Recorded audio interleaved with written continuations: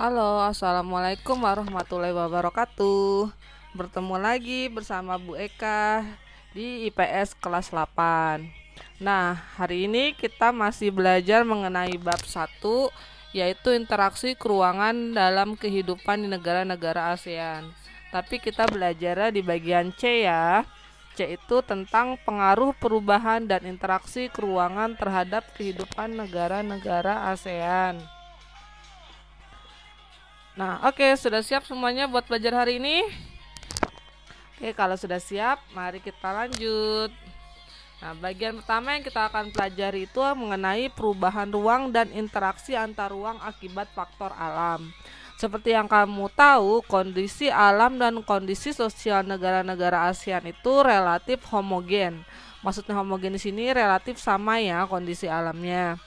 Nah, faktor-faktor yang membentuk interaksi antar negara ASEAN itu sebenarnya ada dua faktor utama, yaitu faktor iklim dan faktor geologi yang akan kita bahas berikut ini. Yang pertama kita pelajari adalah faktor iklim. Ini adalah karakteristik iklim-iklim di negara-negara ASEAN. Yang pertama, sebagian besar wilayah negara ASEAN itu beriklim tropis. Dan ada juga negara yang beriklim subtropis seperti Myanmar, iklimnya ada dua, tropis dan subtropis.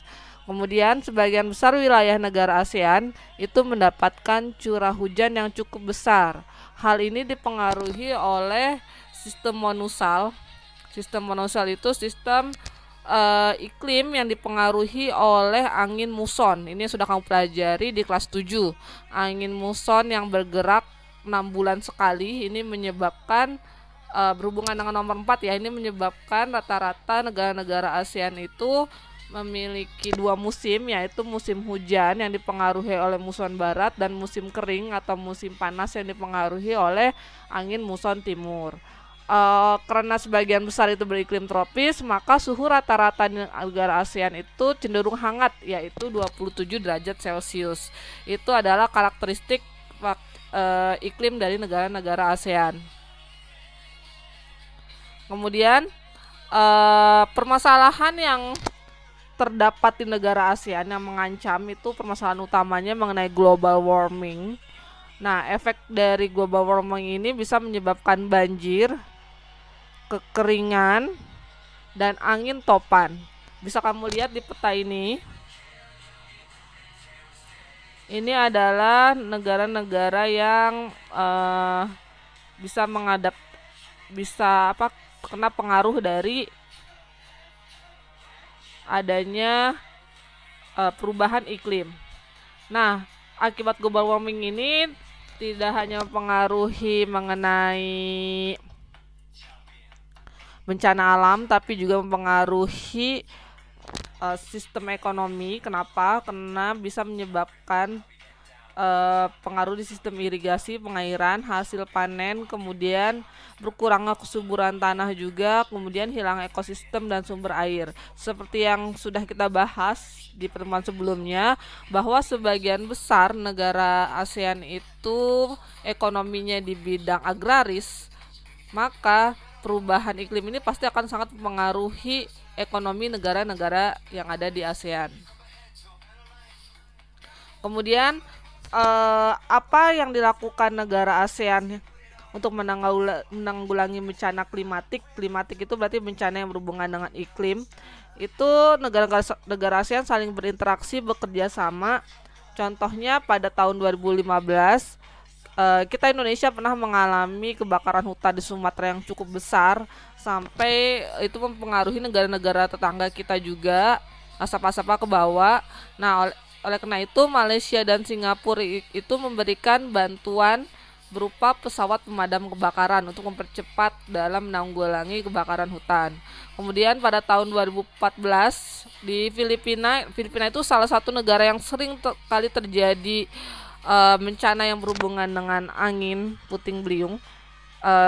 Pada 2014 itu ada bencana Haiyan, nama anginnya angin Haiyan.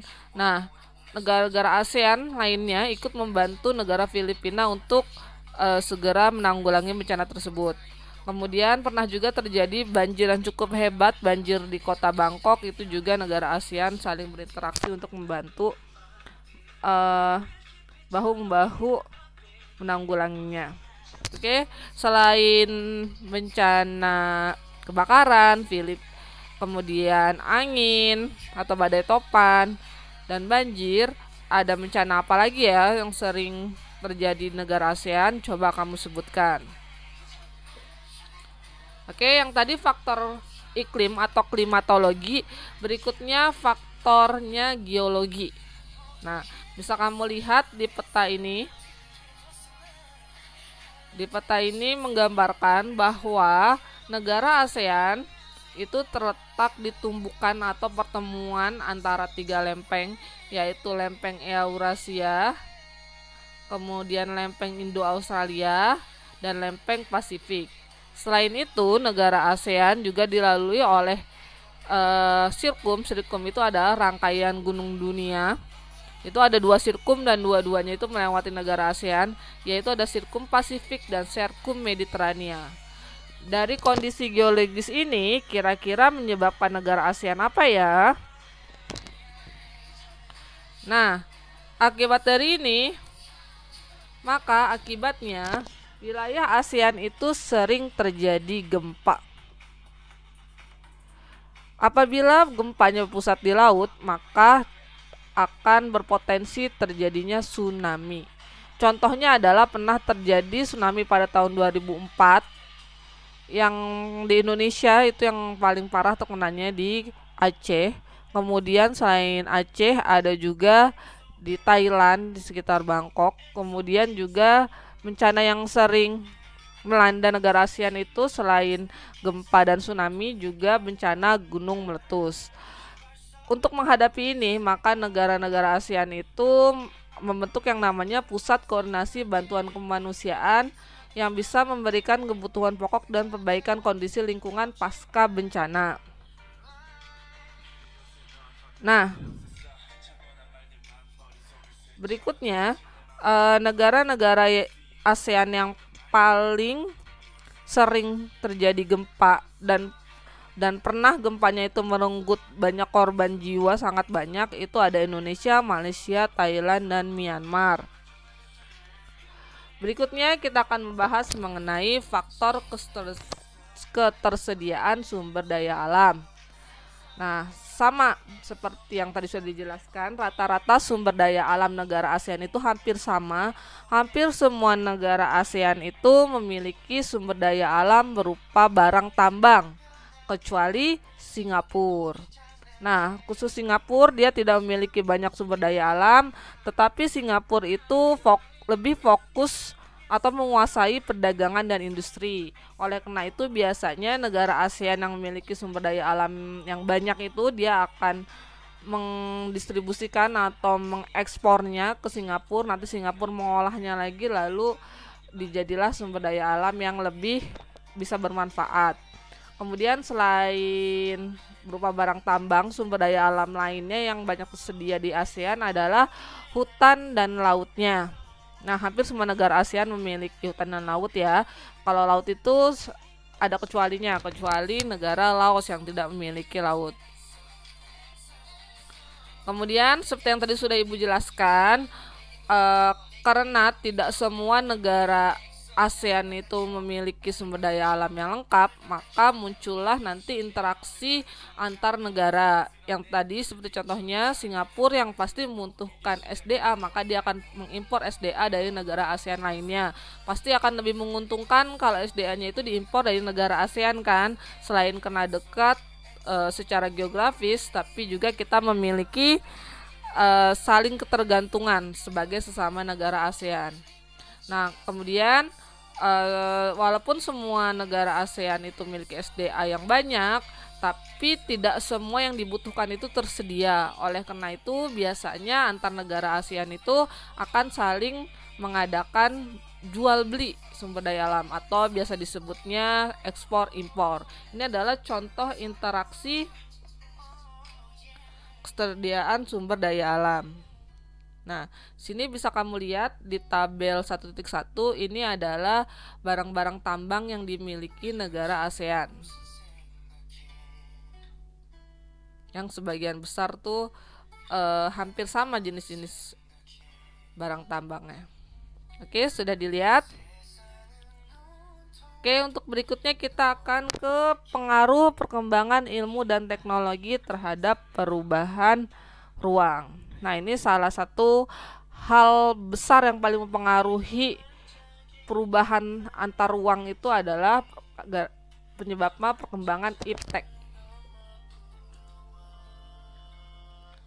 Nah, semua teknologi itu sangat bermanfaat untuk memudahkan pekerjaan manusia. Jadi gunanya iptek itu adalah memudahkan pekerjaan manusia. Teknologi di sini yang akan kita bahas yang paling bermanfaat itu ada 3, yaitu teknologi transportasi, komunikasi, dan produksi.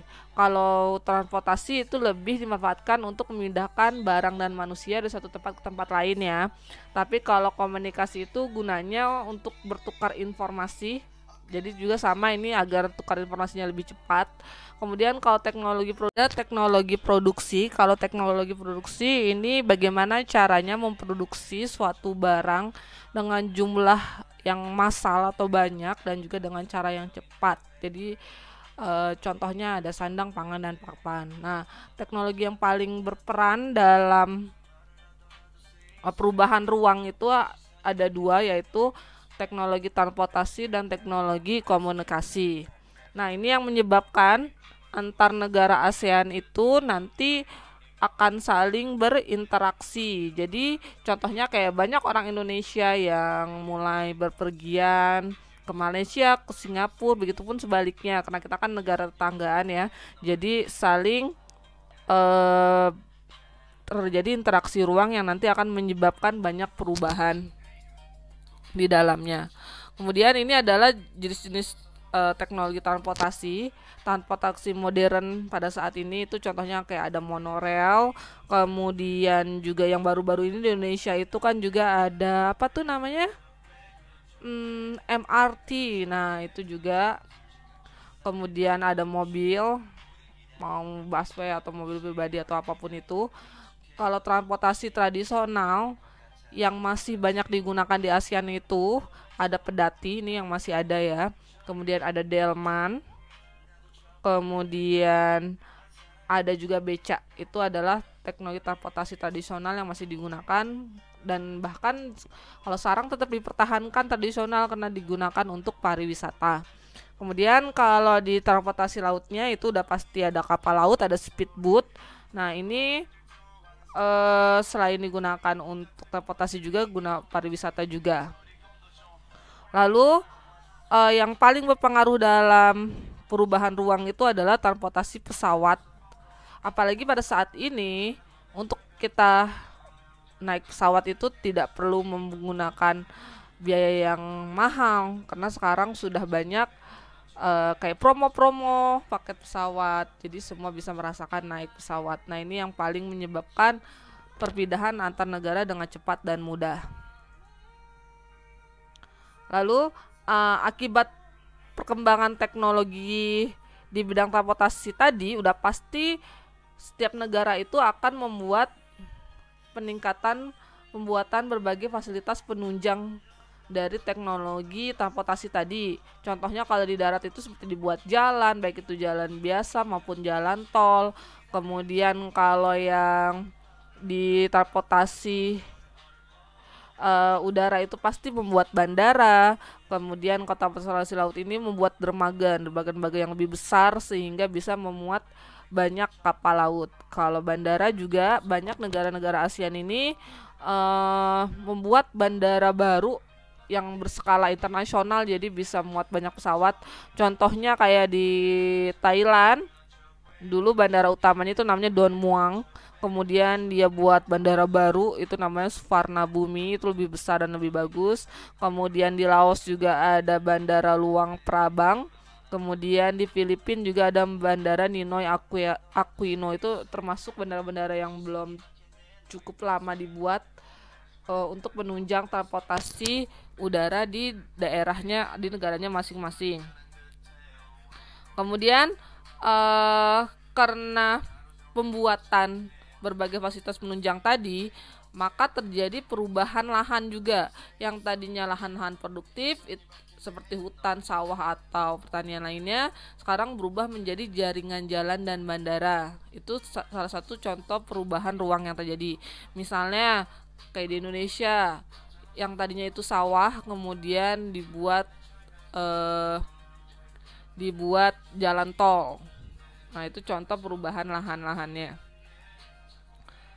Lalu perkembangan teknologi di ASEAN itu salah satu contohnya itu di Singapura dan di Thailand. Dia selain mengembangkan jalan transportasi darat, tapi mereka juga mengembangkan jalan transportasi di bawah tanah. Karena di darat kan sudah full gitu, sudah penuh. Jadi mereka mengembangkan teknologi baru seperti negara-negara maju lainnya, yaitu di bawah tanah. Ini adalah ada 3 maskapai penerbangan terbesar di ASEAN yang banyak digunakan oleh masyarakat global. Itu maskapai yang di Singapura, yang Malaysia yang terkenal tuh AirAsia, itu kan sudah mendunia. Kemudian Thailand tuh ada Thai Airways, itu juga udah terkenal. Kemudian Singapura itu baik yang swasta maupun perusahaan negerinya juga udah terkenal untuk maskapai penerbangannya. Oke, yang tadi teknologi transportasi, berikutnya kita akan belajar mengenai teknologi komunikasi. Nah, teknologi komunikasi ini gunanya untuk menyebarkan informasi dalam waktu yang singkat. Jadi tidak terpengaruh oleh jarak dan waktu. Nah, salah satu negara di ASEAN yang memiliki infrastruktur komunikasi yang cukup luas dan bagus itu adalah contohnya di Singapura. Nah, dengan perkembangan teknologi komunikasi tadi pasti menguntungkan kita kan, sehingga kita bisa mendapatkan atau menyebarkan informasi ke masyarakat luas secara cepat. Itu keuntungannya. Tetapi kerugiannya adalah akan mengurangi intensitas interaksi secara langsung antar masyarakat. Nah, ini yang terjadi misalnya sama teman di sebelahnya itu jarang tidak mengobrol tapi asik sendiri dengan handphonenya. Nah, itu adalah dampak negatif dari majunya teknologi komunikasi. Jadi mengurangi intensitas interaksi secara langsung. Nah, dari kemajuan teknologi transportasi dan komunikasi yang tadi sudah Ibu jelaskan, itu pasti membawa perubahan kehidupan di negara-negara ASEAN, baik itu di bidang sosial, ekonomi, budaya, dan keamanan. Mari kita bahas satu-satu. Yang pertama di bidang sosial. Suatu negara di ASEAN bisa bertambah jumlah penduduk dalam waktu yang singkat. Tadi sudah dengarkan penjelasan Ibu. Dengan mudahnya kita sekarang adanya naik pesawat, kemudian juga teknologi lebih maju. Jadi suatu negara bisa bertambah atau berkurang jumlah penduduknya dalam waktu singkat. Kemudian semakin butuhnya transportasi massal semakin tinggi. Nah, karena sekarang kalau membawa kendaraan sendiri itu macet, jadi dan memakan waktu yang lama dan biaya yang banyak, maka banyak masyarakat itu membutuhkan jenis transportasi massal yang bisa membawa sekali banyak. Kalau di Indonesia tuh contohnya kayak KRL, terus adanya busway, seperti itu sangat dibutuhkan sekali. Kemudiannya yang ketiga, kalau ini dampak negatifnya ya, maraknya perdagangan manusia. Jadi human trafficking itu semakin mudah, karena semakin mudah juga transportasi dan komunikasi. Dan dampak positifnya, tapi kerjasama luar negeri semakin mudah, karena semakin mudah aksesnya dan komunikasi juga semakin mudah. Itu adalah dampak perubahan sosial akibat kemajuan transportasi dan komunikasi. Oke, jika tadi kita sudah membahas mengenai perubahan di bidang sosial, sekarang kita bahas perubahan di bidang ekonomi. Yang pertama, bertambahnya pendapatan negara dari pajak. Nah, dengan adanya banyak keluar masuknya baik itu manusia maupun barang ke dalam satu negara, sudah pasti itu akan menambah pajak negara. Kemudian pendapatan dari sewa tempat, maksudnya di sini adalah dengan adanya kemajuan di bidang transportasi, maka tadi dibuatlah penunjang-penunjang lainnya kan. Nah, itu biasanya di sekitar tempat-tempat tersebut akan muncullah pusat-pusat aktivitas masyarakat seperti kayak ada mall, ada tempat wisata, atau ada tempat hunian di sekitar yang diperlukan para pendatang kan. Nah, itu akan menambah pendapatan dari sewa-sewa tempat tersebut. Kemudian yang berikutnya adalah nilai barang lokal akan semakin meningkat seiring permintaan mata uang asing. Jadi maksudnya dengan adanya kemudahan komunikasi maupun transportasi, maka barang-barang lokal itu akan semakin mudah dikenal oleh masyarakat luas, maka akan semakin meningkatnya permintaan mata uang negara kita yang nantinya akan menghasilkan devisa juga. Yang ketiga, barang-barang asing semakin mudah dijangkau. Nah, ini misalnya kalau kamu mau beli produk-produk asing, kalau dulu kan harus ribet gitu kan ya, harus kayak nitip-nitip ke teman-teman yang misalnya sedang jalan-jalan ke luar negeri. Nah, kalau sekarang kamu nggak perlu nitip-nitip karena di beberapa e-commerce misalnya kayak dari Shopee, dia juga kan ngejual banyak produk-produk dari luar yang bisa kita beli langsung dengan mudah. Nah, itu adalah dampak dari di bidang ekonomi. Berikutnya adalah dampak di bidang budaya. Yang pertama, terjadinya akulturasi budaya. Akulturasi budaya itu kayak ada dua budaya yang berbeda kemudian menjadi satu secara sadar maupun tidak sadar. Jadi karena kita dengan kemudahan komunikasi, jadi kita bisa tahu budaya-budaya di luar negara kita itu ada apa aja, dan secara tidak sadar maupun sadar budaya itu sudah menjadi bagian dalam kehidupan kita. Yang kedua adalah terjadinya perubahan sistem nilai dan norma. Ini adalah akibat dari nomor satu tadi, karena ada akulturasi maka terjadi perubahan sistem nilai dan norma. Kalau di sini misalnya dicontohkannya apa ya yang sudah terjadi perubahan sistem nilai? Ada yang bisa memberikan contohnya akibat akulturasi? Oke, contohnya misalnya kita sebagai negara yang mayoritas muslim itu kan berpakaian tertutup, tapi karena terjadi interaksi dengan negara-negara lain yang budayanya memang tidak seperti budaya kita, kemudian kita mengikuti gaya berpakaiannya. Nah, itu contoh juga. Kemudian yang ketiga adalah kecenderungan gaya hidup hedonis. Ini gaya hidup yang lebih kebendaan. Pasti kamu udah sering dengar kan, hedon kayak gitu. Nah, ini kayak jadi dia lebih materialistis. Kemudian yang keempat, mudah masuknya aliran-aliran yang bertentangan dengan budaya. Yang tadi itu sama seperti yang Bu Eka jelaskan di nomor 2. Jadi sudah mulai masuk pemahaman yang agak beda dengan budaya kita. Oke, itu contoh perubahan di bidang budaya. Berikutnya perubahan di bidang keamanan. Nah, akibat mudahnya di bidang transportasi dan komunikasi, sudah pasti yang keamanan suatu negara itu akan semakin rentan. Jadi rentan karena apa? Kamu lihat di nomor 2 dan 3. Karena mudahnya sekarang suatu negara itu dimasuki oleh obat-obat terlarang atau narkotika. Bahkan ini ada sindikat yang mendunia gitu. Yang salah satu target jual adalah misalnya di Indonesia. Karena Indonesia kan rakyatnya banyak, terus banyak pemudanya. Kemudian juga semakin mudahnya jaringan kelompok perusuh antar negara. Biasanya ini disebutnya kayak para apa tuh namanya yang suka ngebom, teroris. Nah, itu teroris sudah ada namanya teroris tingkat dunia juga. Jadi dia bisa menyusup ke berbagai negara nanti untuk mempermudah mengorganisasinya dengan cara melalui media komunikasi. Nah, itu adalah perubahan akibat kemajuan di bidang transportasi dan komunikasi. Ada yang positif, ada yang negatif. Yang positifnya kita lanjutkan, kita tingkatkan. Yang negatifnya kalau bisa kita hindari. Oke, Untuk berikutnya kita akan belajar mengenai pengaruh perubahan ruang terhadap kehidupan ekonomi ASEAN.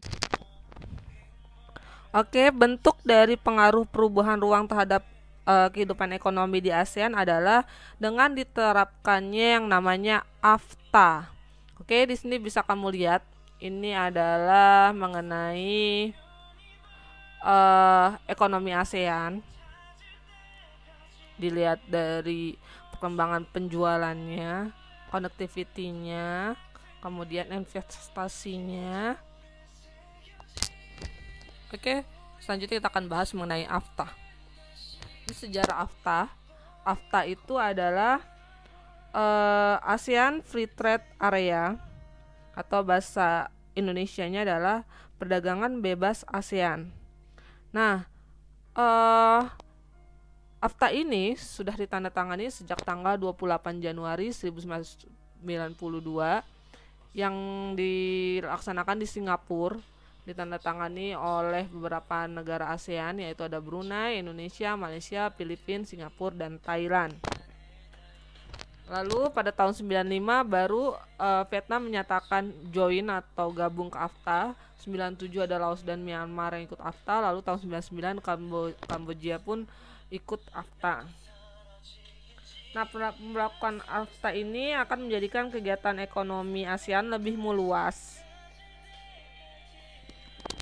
Kemudian AFTA sendiri baru diterapkan itu sejak tanggal 31 Desember 2015, yang artinya setiap barang dan jasa antar negara ASEAN dapat keluar masuk tanpa biaya atau tanpa pajak. Maksudnya begini, misalnya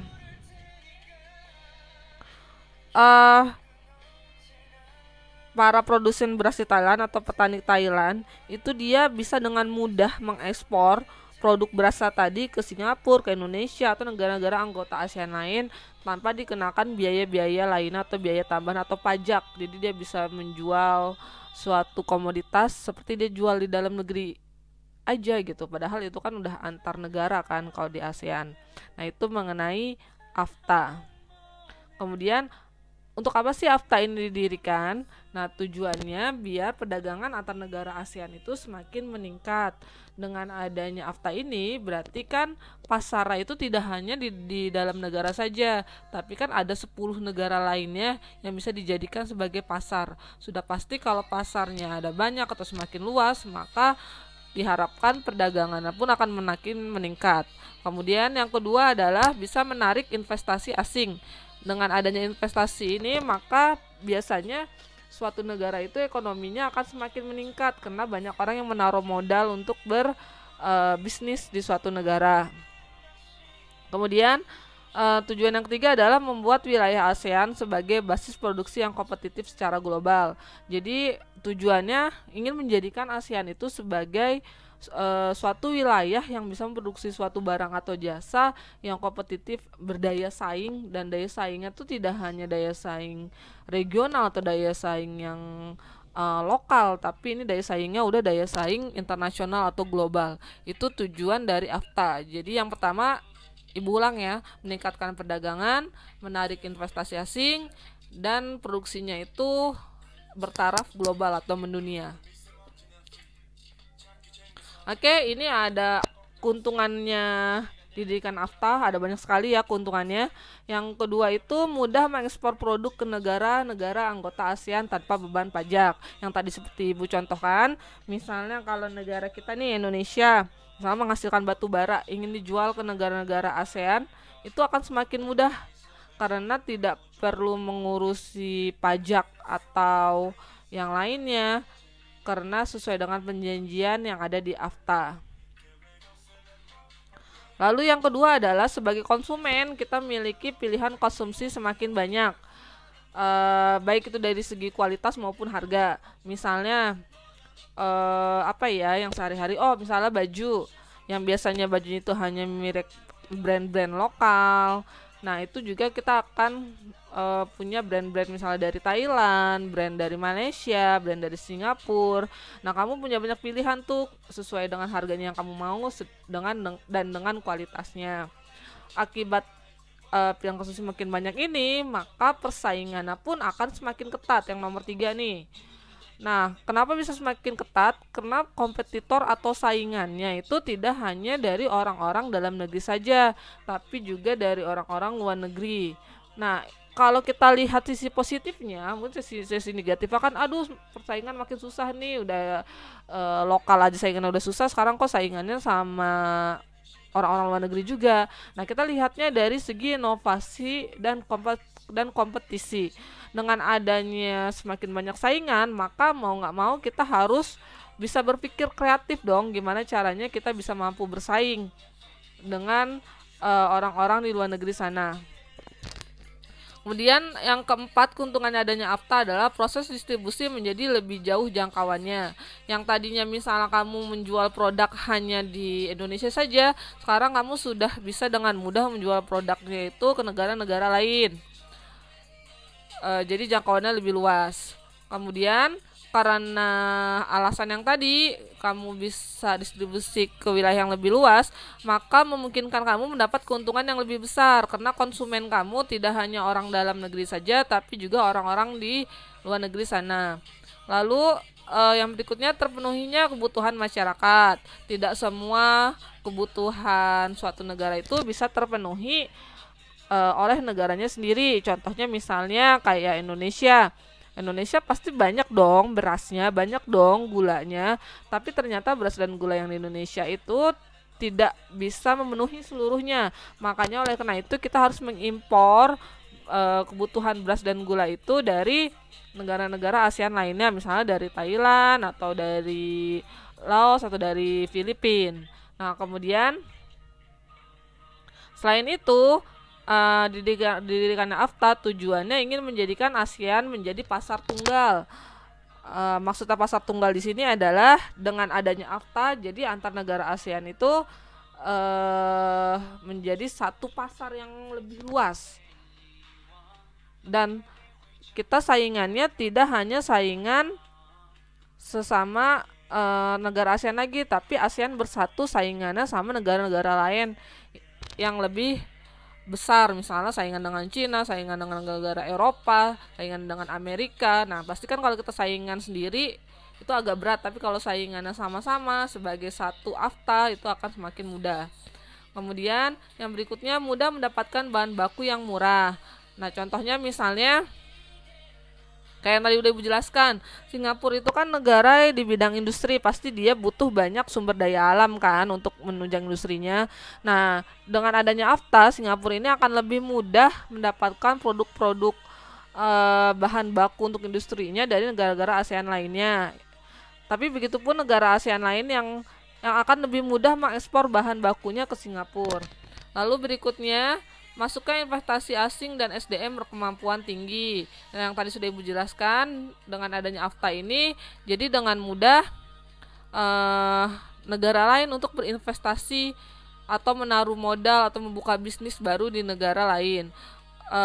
Selain itu, juga akan masuk sumber daya manusia lain dari negara lain yang memiliki kemampuan tinggi. Itulah kenapa kamu harus menjadi orang yang berpendidikan tinggi, memiliki skill yang bagus.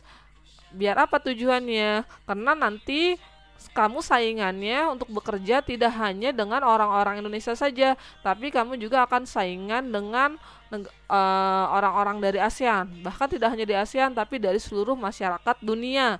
Oleh karena itu, dari sekarang kamu harus bisa mampu menjadi manusia yang memiliki keahlian dan kemampuan yang tinggi. Nah, itu adalah keuntungan AFTA. Ada keuntungan, sudah pasti ada kerugiannya. Mari kita lihat dengan adanya AFTA, kerugiannya ada apa aja. Yang pertama, pendapatan sebagian negara dari hasil ekspor akan berkurang.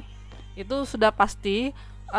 Kenapa? Karena daya saingnya kan tadi semakin tinggi. Kalau tidak memiliki komoditas yang bermutu yang bagus dengan harga yang kompetitif, maka akan kalah ekspor dari negara lain.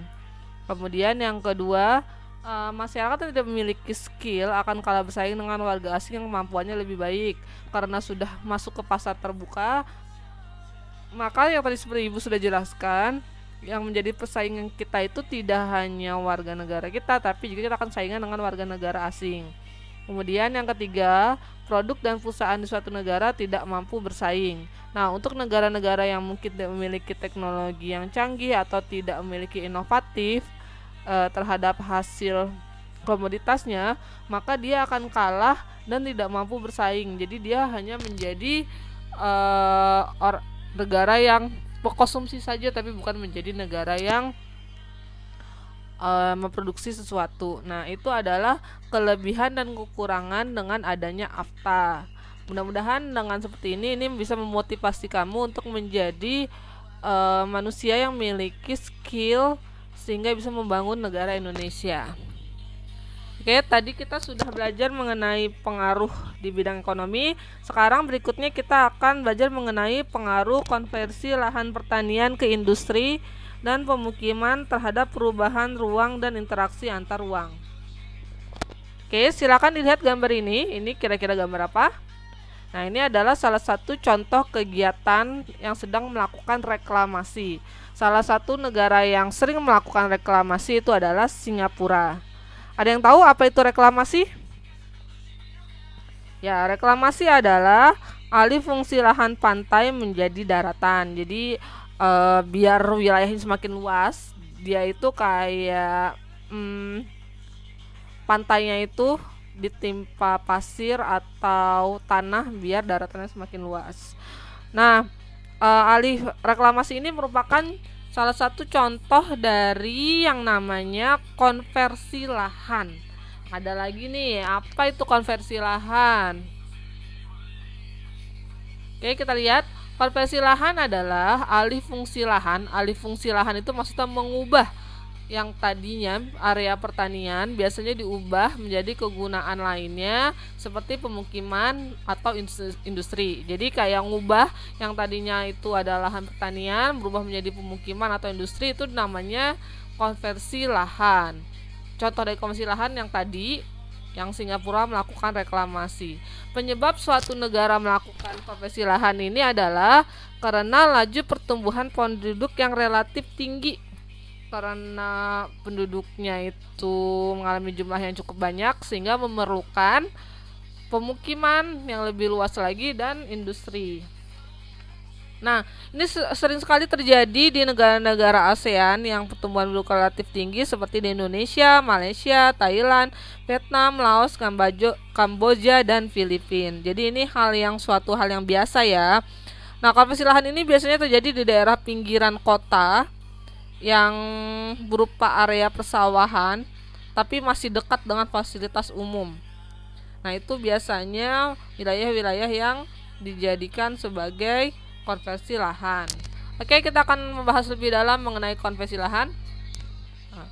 Alasan kenapa perusahaan-perusahaan itu banyak melakukan konversi lahan, seperti yang tadi sudah Ibu jelaskan, konversi lahan ini sebagian besar terjadinya di daerah pinggiran kota ya. Kalau di Indonesia tuh misalnya kayak Depok, Bekasi, Tangerang, Bogor. Nah, itu biasanya terjadi banyak konversi lahan karena daerah-daerah tersebut yang sudah Ibu jelaskan itu adalah sebagai daerah penyangga ibu kota, yaitu Jakarta. Nah, ini alasan-alasannya. Yang pertama, karena lahan yang strategis. Tadi seperti yang Ibu sudah jelaskan, konversi lahan itu biasanya di wilayah yang pinggiran kota, maka posisinya strategis, tidak jauh dari pusat industri atau fasilitas penting, tapi juga tidak jauh dari bahan baku. Nah, itu biasa wilayah yang dijadikan sebagai konversi lahan. Yang kedua, harga lahan pertanian itu relatif lebih murah. Biasanya yang dijadikan konversi lahan itu kan tadi yang sudah dijelaskan, lahan pertanian. Itu biasanya lebih murah dibandingkan lahan yang ada di kotanya. Misalnya tanah di Jakarta itu bisa lebih murah, lebih mahal daripada tanah yang di Tangerang, Bekasi, Depok atau Bogor. Yang ketiga, aksesnya lebih mudah. Itu tadi alasannya, karena gak jauh dari kota maka aksesnya pun mudah. Kemudian dekat dengan bahan baku pertanian, jadi dekat juga dengan sumber-sumber pertaniannya.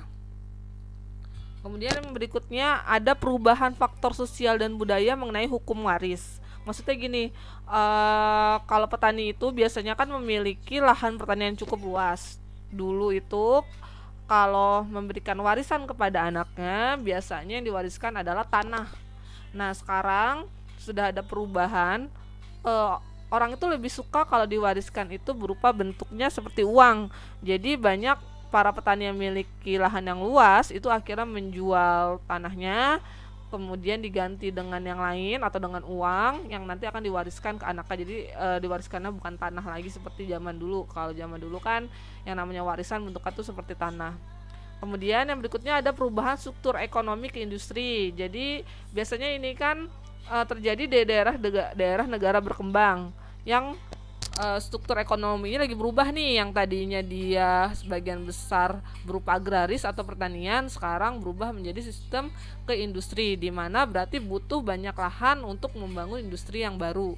Nah, ini adalah 6 alasan kenapa perusahaan banyak melakukan konversi lahan. Oke, karena ini mengubah lahan pertanian menjadi lahan industri atau pemukiman, maka pasti ada pengaruh-pengaruhnya dong, ada efek positif dan efek negatifnya. Mari kita lihat pengaruhnya ada apa aja. Ini yang lahan industri dulu ya. Yang pertama, tadi yang diubah lahan apa? Lahan pertanian kan, sudah pasti kena berubah, maka produktivitas pangan atau hasil pangannya akan menurun. Oke, jika ini terjadi terus-menerus, maka lama-lama tidak akan ada yang namanya sumber bahan makanan baru. Yang kedua, mungkin kalau kamu lihat di gambar sini, ini kan ada industri, tapi sebelahnya itu masih berupa lahan pertanian kan, tidak semuanya jadi lahan industri. Nah, maka lahan pertanian yang dekat lahan industri ini berpotensi besar bisa terkena pencemaran. Nah, ini pastikan kalau ada pabrik seperti ini, dia akan buang air bekas limbahnya ke sungai sekitarnya, asapnya juga akan ke lahan pertanian sekitarnya. Sudah pasti pertanian sini pun berpotensi akan terkena polusi atau pencemaran. Kemudian konservasi lahan ini biasanya sifatnya menular. Maksudnya menular, kalau kamu lihat di gambar ini yang ibu kasih contoh, misalnya awalnya ada satu pabrik di sini. Nah, di sini kan masih kosong nih lahannya. Nanti mungkin beberapa saat kemudian akan dibangun pabrik baru sebelahnya, akan buat pabrik baru lagi di sebelahnya, seperti yang gambar ini nih. Ini kan perumahan lama-lama akan menjadi luas. Nah, ini akan semakin mengancam kesediaan lahan pertanian. Jadi yang tadinya hanya dikonversiin sedikit, akhirnya jadi sepanjang pertanian itu semua berubah fungsi lahannya. Oke, itu pengaruh konversi lahan pertanian. Sebenarnya penggunaan lahan untuk membangun industri ini perlu perhatian. Kenapa perlu perhatian? Karena tidak semua pemanfaatan lahannya itu tepat sesuai dengan fungsinya. Oke, untuk berikutnya kita akan ke pengaruh konversi lahan pertanian menjadi lahan pemukiman. Oke, berikutnya kita akan ke pengaruh konversi lahan pertanian menjadi lahan pemukiman. Nah, seperti yang kamu tahu, salah satu kebutuhan pokok manusia itu tidak hanya makanan, tapi juga kebutuhan berupa pemukiman atau tempat tinggal. Nah, semakin banyak jumlah manusia di suatu wilayah, maka kebutuhan akan pemukiman itu pasti akan semakin banyak atau semakin luas dong. Nah, ini banyak terjadi di daerah negara ASEAN, di mana mereka marak merubah yang tadinya lahan pertanian menjadi pemukiman. Nah, sama halnya dengan konversi lahan pertanian menjadi industri, merubah menjadi lahan pemukiman pun, ini akan menjadikan dampak serius untuk lingkungan. Nah, adapun dampak-dampak negatifnya seperti yang ada di sini yang sudah Ibu kasih lihat. Yang pertama, sama halnya seperti yang tadi, produktivitas pertanian pun akan semakin menurun karena semua berubah menjadi beton. Kemudian jika ini terjadi terus-menerus, maka petani dan buruh tani akan kehilangan mata pencariannya. Nah, karena sudah tidak ada tanah yang akan bisa digarap lagi, jadi mereka bingung mau cari pekerjaan apa lagi, sedangkan keahlian mereka itu hanya sebagai petani. Yang ketiga, kalau dari lingkungannya, hilangnya ruang terbuka hijau. Ini kaitannya dengan nomor 4 ya, berkurangnya lahan resapan air. Jadi dengan hilangnya ruang terbuka hijau ini, maka sudah tidak ada lagi daerah yang dijadikan sebagai resapan air, sehingga cadangan air yang di dalam tanah pun lama-lama akan berkurang dan kesuburan tanah juga akan mengalami kemunduran. Nah, korupsi lahan itu identik dengan perubahan kondisi ruang. Korupsi lahan tidak dapat dicegah, jadi kayak ngubah dari pertanian menjadi pemukiman atau industri itu nggak bisa kita cegah. Karena kalau kita mencegah tersebut itu juga bisa menghambat pembangunan suatu negara. Nah, tapi apa yang bisa kita lakukan? Yang bisa kita lakukan adalah kita bisa mengawasi kalau konversi lahan yang akan dilakukan ini jangan sampai mengganggu keseimbangan alam, ekosistem maupun kelangsungan hidup warga negara. Jadi ini pasti membawa kemajuan konversi lahannya, tapi jangan terlalu dieksploitasi sehingga akan berdampak ke depannya seperti tidak ada daerah resapan air maupun daerah yang dijadikan untuk sumber makanan kita. Oke, itu yang dibahas di bab 1 bagian C. Berarti ini pertemuan terakhir kita di bab 1 ya. Mudah-mudahan apa yang Ibu sampaikan hari ini bisa kalian pahami dan bisa memberikan ilmu yang manfaat buat kalian. Jika ada komentar atau ada pertanyaan berkaitan dengan materi hari ini, silakan kamu tulis komen di bawah. Nanti akan Ibu jawab, insya Allah. Kita berjumpa lagi minggu depan. Semuanya tetap sehat, tetap bahagia. Wassalamualaikum warahmatullahi wabarakatuh. Bye bye semuanya.